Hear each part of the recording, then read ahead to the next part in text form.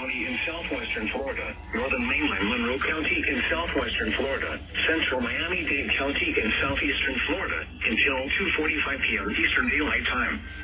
At 2:18 p.m. Eastern Daylight Time, a severe thunderstorm capable of producing a tornado was located near Pennsylvania Hayankee Overlook, over 14 miles west of Homestead General Airport, moving northwest at 20 miles an hour.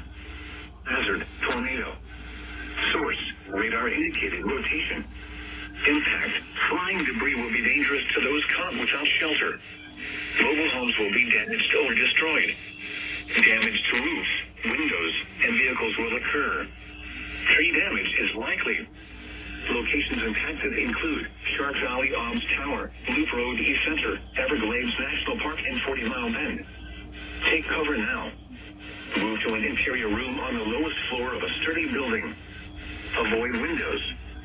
If you are outdoors, in a mobile home, or in a vehicle, move to the closest substantial shelter and protect yourself from flying debris.